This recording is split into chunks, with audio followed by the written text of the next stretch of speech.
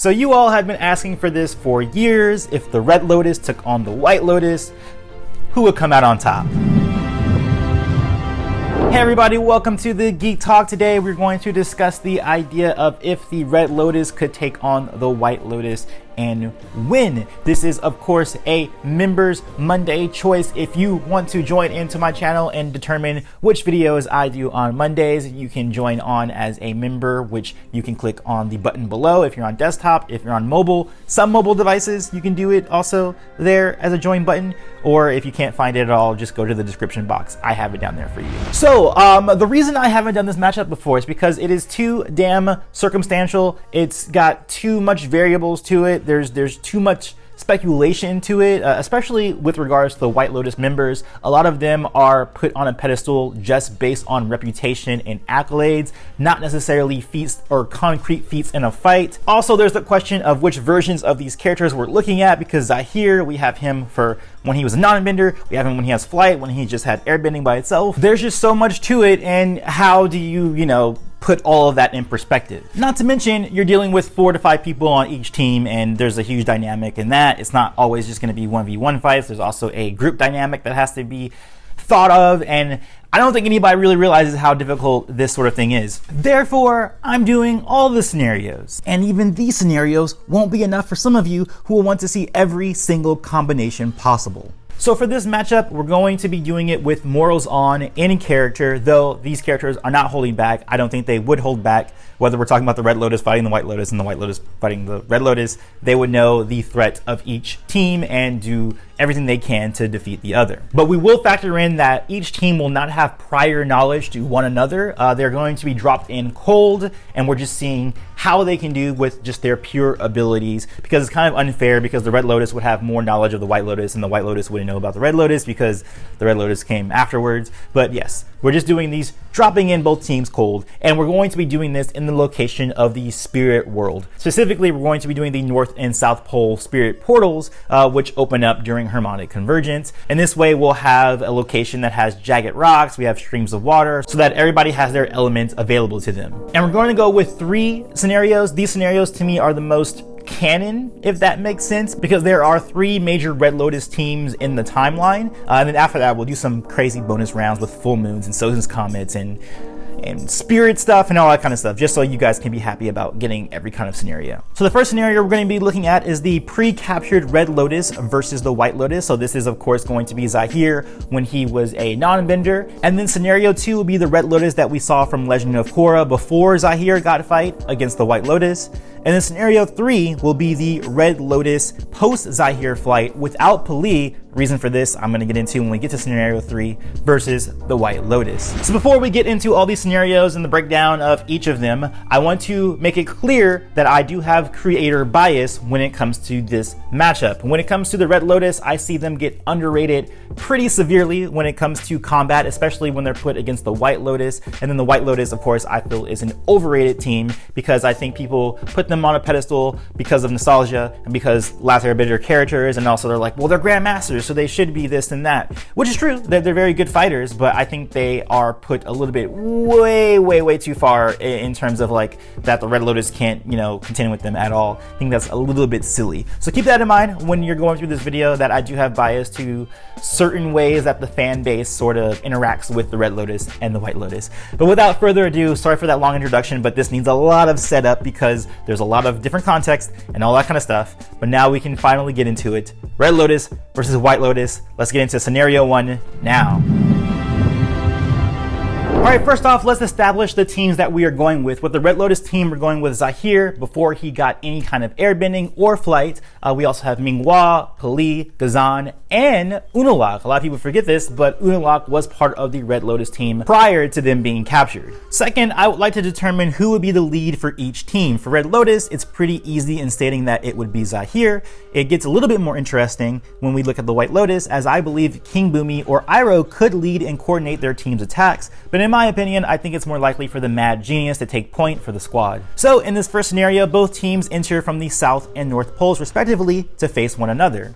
The Red Lotus would definitely coordinate their attacks around Pali, just as they did in Zaofu and at the Northern Air Temple. And it would be Zahir who would manage where she would attack to split the White Lotus apart. where I think they would attack the seemingly weakest of the group, in this case, Bandele. However, the White Lotus would employ their own counteroffensive, and I believe Bumi would quickly understand that they need to control and get close to Pali to have some footing in the contest. However, the White Lotus could not risk clustering together with Pali able to potentially one-shot them all in one go. So for me, the fight would split into 1v1s in an attempt not to cluster together on the White Lotus's part. Now, I want to make this very clear on what I mean by this. I think the reason that it goes to 1v1s isn't just because it's easier to look at all of these fights as 1v1s, but that specifically because we have Pali as a factor in this fight, it won't be as dynamic as what it could be because Pali's blast radius is so huge. So if there are White Lotus members who are bunching up together, let's say, for instance, Paku and Bandele in the same way that they were fighting during Sozin's Comet, if they were clustered together, Pali can just shoot right in the middle of them and blast both of them apart. So of course, since they have King Bumi leading them the way as a tactician and a, mock general, mock captain kind of situation, I think he would definitely make sure that they all split apart and take on the Red Lotus one by one. So let's look at the early fight. Iroh versus Ming-Hua. This should be an early to mid-fight victory for Iroh on the basis of his lightning and because Ming-Hua's water is always connected to her body. However, as we've seen from Iroh in his fights, he does not often open up with lightning bending, so I do think that this is more likely going to extend to the mid-fight rather than being the early fight. Also, to top it off, this is more likely a mid-fight victory for Iroh considering how evasive Ming-Hua typically is, and she does have the ability to outright dodge the lightning. Ghazan versus Bumi. Hey, I've done this before. You can totally watch that video right here. It's kind of old. It's one of my older Versus series, but I still think I would generally agree with the outcome of that fight. Specifically, that this fight would end in the very, very late rounds. But since we're just looking at the early fight, I think that the early fight would be an impasse to which Bumi will want to switch out from the matchup because he understands he's giving Ghazan ammo, a similar revelation as Bolin had against Ghazan. Zahir versus Bandele. In terms of early fight, neither would have an advantage and should be fighting equally until the mid-fight. And the fight would be difficult enough for Zahir that I think his leadership would be stymied, unable to issue out orders to his team. And the big thing about this matchup in particular, is because it's really just based on reputation and accolades. We don't really have any solid fights from Bandele or Zahir, more so with Zahir because Zahir we just hear about from Zuko that, anybody from the Red Lotus can take on any bender, which includes a non-bending Zahir, meaning that he is pretty top tier if he was taking on the likes of, a younger version of Fire Lord Zuko or taking on Tonraq or any of those benders, and still managing to survive and also be enough of a threat and a problem that they were running around freely for all those years. And then with Bandele, we saw him fight Sokka, which was really just a training, situation, and then we watched him fight a few Sozin's Comet imbued firebenders, though they were just kind of lowly soldiers. So we never really seen any significant fights from them, but in terms of accolades and reputation, I do side slightly with Zahir because if he's fighting with non-benders without a weapon, because it doesn't seem like he was using a weapon, maybe he was using a weapon, again, way too speculative because we have no context of what Zahir was doing back in his non-bending days. Was he fighting with a weapon? Did he have a staff because he was so into the airbenders? We don't know. But what we do know is that he was contending with top class benders as a non-bender, which is, something that would put him on par with like a Ty Lee. And then with Bandele, he does have an advantage that I do want to, make a note of, and that's the fact that he has a weapon. So he does have that mid-range advantage. But in either case, I definitely don't think this ends in the early fight for either of these combatants. Unalaq versus Paku. At the start, they too would likely fight equally. This matchup would be the most shocking as Unalaq isn't very huge with his water bending, but more quick and nuanced, to which he'd be surprising Paku with ice sheets shooting from his water jets and the like. Pali versus Zhang Zhang. Zhang Zhang would be mostly on the defensive and just be trying to keep away and keep Pali busy so that she's not targeting the other White Lotus members. So while I think mostly everybody in these matchups should be fighting relatively equally, I think this does shift in the mid-fight when some of the tactics, specifically on the back of Bumi, will change up. The mid-fight. With Zahir too busy with Bandele, he'd be unable to draw his attention away and switch Ming-Hua out of her very bad position against Iroh, who I believe would take her out in the first instances of the mid-fight scenarios. Specifically, I think he would take her out with lightning bending, not in the same way that Mako was able to do that in terms of the pool of water, but just the fact that eventually in the mid-fight, I think Iroh would eventually peg her down. Though I think it's more likely that he would not hit her with a lethal dose of lightning. I think he wouldn't be able to charge that up fast enough and still survive against Minghua, so he would have to do a quick spurt of it, which would still disable her, and then he would, do whatever he wants at that point to end her. But I just want to make that note that I don't think it's going to be a lethal dose of lightning that would actually earn him that victory. Ghazan and Bumi. After Bumi would see that Iroh defeats Minghua, I think he would want to switch out with Iroh and have Iroh be placed against Ghazan. Now that we have a new matchup between Iroh versus Ghazan, I think this still is a pretty even fight. I think Ghazan has an answer for lightning with his rock walls, and he would more likely be putting Iroh on the defensive with his lava bending. So this frees up Bumi to go ahead and help out Jiangjiang against Pali, as I think that is the most likely person he's going to help, because Pali is the most explosive opponent out there, and she's the one I think Bumi would see as like, hey, she's a big danger, let's go for her first. So it'll be at that point a matchup between Bumi, Jiangjiang, and Pali. The fight, which was in favor of Pali against Jiangjiang, would quickly turn to the White Lotus's favor. Bumi would easily cook up a plan to take down Pali in the same way that Lin and Suyin did, though even easier, as he could burrow underground, lock her down with earth, or manifest quicksand below her feet. And this is specifically the reason why I think it's more likely that Bumi would, achieve victory against Pali with the help of Jiangjiang, because he has so many ways in which he can win, so it's definitely more likely that he would earn that victory. Then it would just be a matter of finishing her off either via Jiangjiang's firebending or Bumi's earth. Zahir versus Piandao. These two would continue fighting equally, mostly on the back of Zahir's more youthful agility against Piandao. Unalaq versus Pakku, still upholding their equal fights. Unalaq would be more aggressive in his more nuanced waterbending fighting, which could possibly catch Pakku off guard in the same way that Katara's water sleet nearly caught him, something that Unalaq often does against his opponent. Now this is particularly important because Pakku at that time was fighting a Katara who was pre-prime, who wasn't even a waterbending master at all. I mean, granted, of course, Pakku was underestimating her, but it seems like these more sneaky attacks that can be done against him would more likely take him down, and I think Unalaq gets very, very downplayed as a character just in general in terms of his combative viability. If you really look at his fights and see what he was doing, it's really easy to miss. If you really look at his fights frame by frame, he's doing a lot of intricate things that I think would catch Pakku off guard. That said, I don't think this ends for either one of them in the mid-fight. I think this does get determined later on in the late fight. However, I do think that if it does get to the late fight, I think eventually it will be a victory to Unalaq. Late fight for this scenario would essentially be cleanup for the White Lotus team. Bumi and Jiangjiang, after finishing Pali, would likely aid Iroh in taking down Ghazan, and then the three of them would move on to help Pakku take out Unalaq, and then we have Zahir versus Piandao. And I believe since we are in the late fight, Piandao, who is much older, will start suffering from fatigue, and Zahir would continue evading Piandao's sword strikes in the same way that he made a career out of evading other benders. In this matchup, it's a case of if Zahir can take out Piandao before he gets overwhelmed by the remaining White Lotus team. To me, I think it's more likely that Piandao would get saved by his team, since not all of them need to move on to Unalaq. For example, Bumi and Jiangjiang could help Pakku, while Iroh helps Piandao, or whatever other combination. Whatever the result, Piandao should hold out long enough to survive, if only barely, and thus I think that this first scenario of a pre-captured Red Lotus with Unalaq attached to them would be the losers against the White Lotus. And I believe that the White Lotus would be the more likely victor in this specific situation.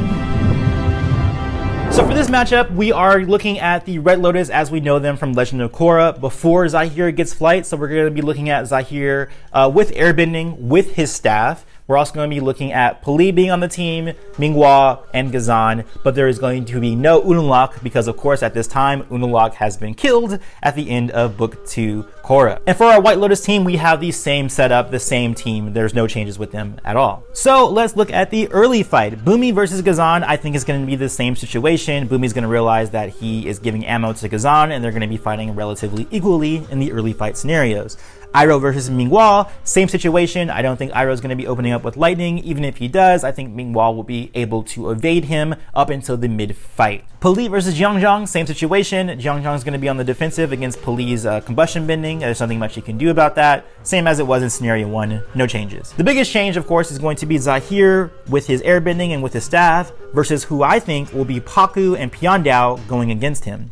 The reason I have Pakku and Piandao together, really, to be honest, is because they're literally literally one shot when they were in Sozin's Comet fighting against the Firebenders. In which case, Pakku was elevating Piandao's abilities with his waterbending. Zahir, in this situation, would likely play mostly defense against Pakku and Piandao. The combo of Pakku and Piandao would be pretty dynamic, but neither should be able to achieve an outright victory in these early fight scenarios. Moving on to the mid-fight is a huge reassembly of the players on board, with the minds of Zahir and Bumi serving as the catalyst to each team's ultimate victory. Zahir would get Minghua out of the bad situation she is in with Iroh. Unlike scenario 1, where he was fighting as a non-bender against Piandao, he'd be able to evade successfully with airbending to issue out new orders, and he used Pali to make the switch, ordering her to create an opening for them, which she should be able to do since she'd be controlling her engagement with Jiangjiang. Pali is basically the MVP of establishing the battlefield and where the players go in this situation. Though Bumi would want a switch out with Ghazan, Pali would make sure that the contest stays as a 1v1 by blocking Bumi's switch out. So that means that Iroh would switch out with Zahir and Minghua would switch with Pakku and Piandao. First, let's look at Iroh versus Zahir. Lightning bending becomes void as Zahir is too evasive for it, so this becomes a pretty even fight. It's difficult to get a definitive hit on Zahir because of his evasions, but Zahir would be hard-pressed to put Iroh down with any of his counters. There should be no definitive victories to either of these parties in the mid-fight context. Minghua versus Pakku and Piandao. Minghua could ice Piandao in the same way that she did Desna and Eska at the north, so really it should be a pure matchup between Pakku and Minghua. I don't believe Pakku would end up trying to defrost Piandao or going after him, as he'd open himself up to Minghua, who is more agile than he is. So it will be a stand-up fight between the two. There isn't a lot Pakku can do against Minghua that could disable her or earn him consistent victories. Similar to how Bumi would be giving ammo to Ghazan, Pakku would be giving ammo to Minghua. We saw this specific situation happen when Minghua fought against Kaya. Even when Kaya seemed like she was on the winning end of that fight, it just ended up giving Minghua more firepower, or in this case, more water power to fight against Minghua in a, crazy octopus form. I believe this similar situation would happen with Pakku, who would essentially just be giving water power to Minghua herself, which she can use against him. Pali versus Jiangjiang, same as above, more Jiangjiang on the defense, and now that Pali is focusing on two fights, Jiangjiang could gain more ground. Bumi versus Ghazan, same as above. There is a deadlock fight between the two of them, with Bumi keeping up because of his tactics and skill, though he still has the issue of giving Ghazan ammo and is pinned down by Pali, who is not allowing him to leave that matchup. Moving into the late fight, Minghua takes out Pakku, likely dealing him in with an ice dagger that catches Pakku off guard, similar to how I think that Unalaq would take out Pakku. I think the same kind of scenario would happen with Minghua, catching him with an ice dagger or some form of more sneaky version of bending. I don't think that she would actually defeat him through a big force of bending. I don't think she's going to be, creating a big wave, or even her octopus form. I don't think she's going to be, sending a huge wave out to Pakku. I think Pakku is too good for that, or too power-based for that, so I think it's going to have to be a skill advantage. It's going to be a very small kind of attack that is going to take out Pakku, and I believe that Minghua is capable of doing that. Then Minghua would go to assist Ghazan, which would free up Pali having to manage the fight between Bumi and Ghazan, allowing her to focus specifically on Jiangjiang alone, to which I think she'll win out against Jiangjiang eventually, blasting him with her combustion bending. So it's with Minghua that the ultimate outcome of this matchup rests. With so many of the other matchups being deadlocked, and Pali not being able to take out Jiangjiang because she is managing two fights, Minghua is the only one to tip the favor. So, by the late fight, it would be Pali, Minghua, Zahir, Ghazan against Iroh and Bumi, which I believe, of course, leads to a Red Lotus victory in this second scenario. Alright, so we have one victory for White Lotus if we're talking about the pre-captured Red Lotus, and I believe that we have a Red Lotus victory really on the back of really the two MVPs being Pali, who is managing the fights and able to reassemble the players on the field, and then Minghua able to take out her opponent first to give assistance to the rest of her team. So now we're in scenario 3, which is my next kind of canon fight, in the sense that this would make the most sense, because now we're looking at Zahir with flight, which means that they would have to lose Pali, which means there will only be Ghazan and Minghua. Because so long as Pali is on the team, Zahir never achieves flight. So the only way for this to make sense is if Pali is dead, which means that the Red Lotus team will be down to 3, similar to what we saw at the end of Legend of Korra Book 3. just these 3 opponents, though Zahir has a big boost because he has unassisted flight. But is that really going to be enough to take on the White Lotus team, which loses no members whatsoever? And really, I don't think they have a chance. Without Pali, they lose a significant member who was controlling the battlefield. Therefore, Iroh could take on Ming-Hua and eventually end her with lightning, and Bumi would have enough time to take out Ghazan in a more timely manner with the assistance of another White Lotus member, meaning they would take out Ghazan and Ming-Hua pretty easily. However, I do think that the most likely situation in terms of Zahir having to take on the entirety of the White Lotus, now that he has flight, I think that he would be able to evade the situation and just leave out of the situation. Now, if this is a situation where we're saying that Zahir can't get out of the battle zone where he's just locked in, then of course, yes, he loses. He can't take on all of the White Lotus members, even with flight. He might be able to take out maybe a Piandao or something like that, with his, throwing him off in a great distance. But other than that, I think that the most likely scenario, especially because we do have the 2 portals open in this situation, he would more likely see that the fight is over. He would leave and just escape the situation and then probably come back another day with a new Red Lotus team. So those are all the scenarios that I think are the most canon fights, because it's the fights that we know that the Red Lotus team actually were involved in. So really, ultimately, I guess if we're saying like the canon fights, I would favor the White Lotus as a majority, because those are they win 2 out of 3 matchups. But let's look at some really crazy scenarios to see where these matchups could really go.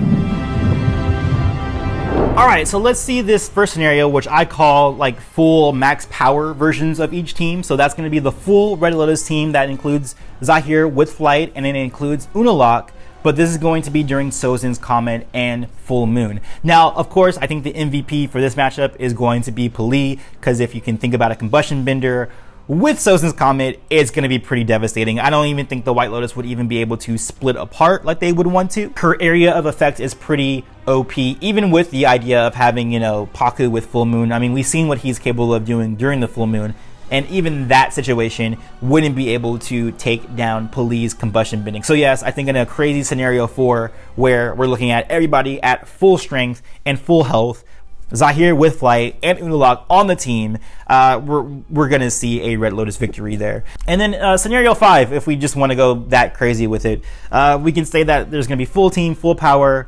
We can include Sozin's Comet and Full Moon, except now that Unalaq is in his Unavatu form, I think it's pretty clear too the Red Lotus would probably win, because Unavatu is basically OP, and there's absolutely no way that the White Lotus could even deal with them, even with Sozin's Comet, even with the Full Moon. Plus, I think Unalaq would even, at some point probably take out his own team, because he was pretty crazy and he wanted to just have world dominance all on his own without the Red Lotus. But yeah, I just wanted to put those out there so that you guys could at least, have my thoughts on it, even though I think they're kind of ridiculous. I don't think those kinds of matchups are things I generally like to do, because again, it's too speculative.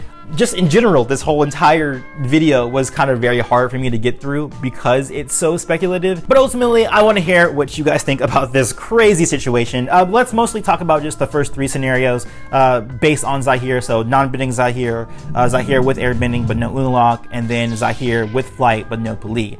Who do you guys think wins in those situations? Let me know in the comments below, or if you want to continue, you can watch more of my videos here at the side of my face. I'll see you guys on the next one. As always, peace, love, and remember, be water, my friends.